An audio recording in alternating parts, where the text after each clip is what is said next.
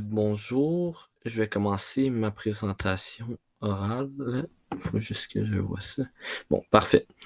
Mon nom est Philippe Gagnon. Je commence ma présentation pour mon examen final. Alors, commençons. Euh, on va commencer par parler des Autochtones qui habitent notre pays, notre territoire. Ben, qui était leur territoire avant, mais qui est rendu le nôtre, bien évidemment. On va commencer par l'historique des relations qu'on a depuis le début de la création de la Fédération canadienne de 1867. Lors de la création de celle-ci, il y a eu des politiques d'assimilation qui ont été créées pour prendre possession de leur territoire parce qu'ils étaient vraiment convoités, le bois et tout, beaucoup de ressources. Euh, les politiques qui ont été utilisées pour en prendre possession ont été, par exemple, la christianisation forcée, la sédentarisation forcée des Autochtones, l'abattage des chiens inuits pour pas qu'ils puissent se promener sur leur territoire, puis la relocalisation de certaines communautés, ainsi que l'interdiction de parler leur langue et de pratiquer leur rite religieux, que je trouve assez hors norme. Ben, qu'on n'aurait pas pu utiliser de nos jours parce que c'est vraiment pas correct. Euh, Aussi, quand John A. MacDonald il est devenu premier ministre, il a voulu faire passer le chemin de fer à travers le Canada. Euh, Quand il a pris cette décision-là, il fallait bien que les Autochtones de l'Ouest se laissent soumettre pour qu'ils puissent exécuter son plan. Alors, il a détruit des troupeaux de bisons pour que les Autochtones soient en quelque sorte affamés. Ils soignaient pas les ballons non plus. Également, ils ont instauré la loi des Indiens en 1876. Avec celle-ci, il y a eu la création des réserves. C'était les espaces que les Autochtones avaient le droit de... ou qui avaient le droit de vivre, puis qui ont encore le droit de vivre aujourd'hui. C'est leur espace réservé. Le but, c'était d'éradiquer les cultures autochtones et de les assimiler euh, dans le but qu'il y ait une relation de dépendance au gouvernement canadien des Premières Nations pour qu'ils puissent, ben, pour qu'ils veulent venir habiter dans la civilisation occidentale. Ah, en tout cas. Également, il y a eu la création des pensionnats euh, pour les scolariser puis les assimiler. Les rites puis leurs coutumes ont été interdits avec cette loi-là. Ces mesures répressives-là ils ont été abolies en 1985. Le problème, selon moi, c'est qu'on ne les laisse pas vivre librement. Euh, Ils sont dépendants et s'ils veulent leur liberté, ils vont devoir se détacher de leur origine. Ouais. Dans le documentaire de Richard Desjardins, euh, on disait que lorsqu'ils ont créé les réserves, s'ils s'en allaient de ceux-ci, il fallait qu'ils changent leur nom. Puis si une femme voulait marier un blanc, elle n'aurait même pas été enterrée dans sa communauté où est-ce qu'elle est née. Fait que ça, je trouve ça vraiment dégradant. Pour les aider, il y a eu plusieurs commissions d'enquête qui ont été faites dans les derniers temps. Puis également, qu'est-ce qui est malheureux encore de nos jours, c'est que le Canada a voté contre la déclaration de l'ONU sur les droits des peuples autochtones. Euh, qui s'occupe de la gestion des Autochtones au palier, ben, au gouvernement? C'est le gouvernement fédéral, c'est pas le provincial. Il y a certainement certains droits et trucs à respecter, mais c'est le gouvernement fédéral.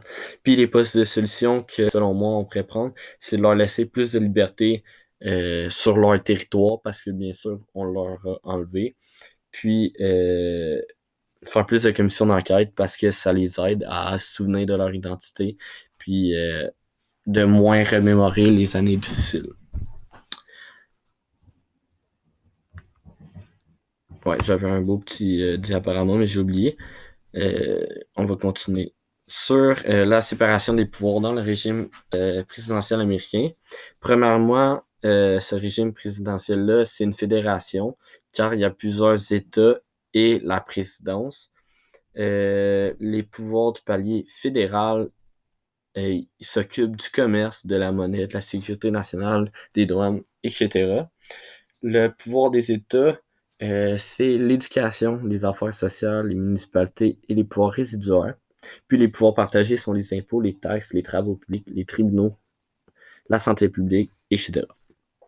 Ensuite, il y a les institutions politiques américaines qui sont le pouvoir exécutif, législatif et judiciaire. Le pouvoir exécutif, lui, englobe la présidence.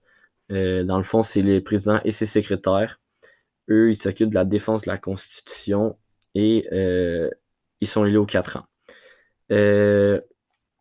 L'objectif de la présidentielle, c'est ils sélectionnent les juges de la Cour suprême, puis ils font la sélection des secrétaires, les ministres, qui sont approuvés par le Sénat. Ils sont les chefs de la diplomatie, des affaires étrangères et de l'armée. Ça, c'est le président. Le pouvoir législatif, lui, c'est le Congrès, le Sénat et la Chambre des représentants. Leur travail, c'est de critiquer la présidence, de ratifier les traités internationaux et ils contrôlent les finances publiques, les lois fiscales, puis ils font un impeachment s'il y en a besoin, comme il y a eu dans le cas de Trump, mais il n'a pas été signé, je pense, ou c'est pas passé. Ensuite, il y a le pouvoir judiciaire, qui lui, c'est la Cour suprême. Le pouvoir judiciaire aussi est le gardien de la Constitution, en quelque sorte. Puis, c'est une cour d'appel et une cour directe. Ensuite, le bipartisme aux États-Unis, il est principalement entre les deux États qu'on voit en haut. Ben, pas les États, les deux partis qu'on voit en haut, les républicains et les démocrates. Comment ça fonctionne, c'est que le parti qui a la majorité des 538 grands électeurs gagne la présidence. Puis le mode de scrutin aux États-Unis, c'est le suffrage universel indirect. Dans le fond, lors des élections, euh, le, le nombre d'électeurs par État, c'est le nombre de sénateurs plus le nombre de représentants. Puis comment ça fonctionne pour qu'un État soit nommé républicain ou démocrate? Faut qu'il y ait un électeur dominant, soit, admettons qu'il y ait 23 démocrates contre 7 républicains, alors l'État complet va tourner en démocrate, et alors il va y avoir 30 démocrates électeurs qui vont avoir été élus. Bon, ensuite, les constitutions. Une constitution, la définition d'une constitution, c'est la loi suprême de l'État. C'est qu'est-ce qui va dicter, qui va émettre les limites.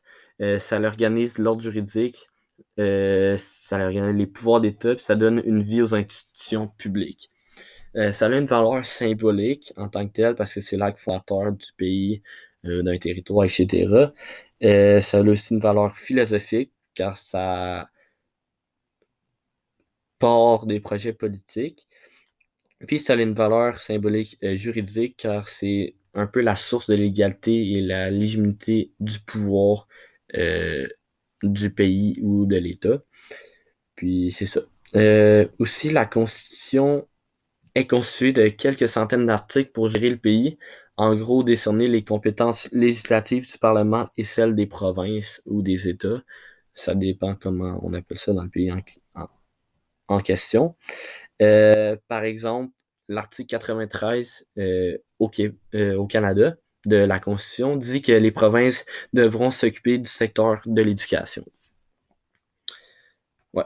La Cour suprême, elle, c'est la défenseuse ultime en recours juridique des décisions judiciaires. Dans le fond, elle prend position que ce soit en matière civile, criminelle, administrative ou constitutionnelle. Euh, c'est les hommes qui font partie de la Cour suprême ou les femmes. Euh, ils défendent, pas ils défendent, ouais, ils défendent certains points qui sont amenés jusque-là, parce qu'il y a quelques cours avant, mais les plus gros sujets vont se rendre jusqu'à la Cour suprême. L'affaire McWard en est une bonne exemple. Euh, c'est c'est pour les questions de liberté d'expression et de droit à la dignité. Une fédération, maintenant, dans une constitution, c'est important parce que une fédération est une union d'États dont la souveraineté est la même. Euh, Puis les provinces et les territoires appartiennent tous au Canada. Ça, c'est la définition d'une fédération. Puis la Constitution, dans le cas d'une fédération, crée une union interne. C'est un peu qu'est-ce qui va rallier tous les États, ben, aux États-Unis, mais ici, c'est les provinces et les territoires. C'est vraiment qu'est-ce qui va mettre les règles et les lois dans le pays.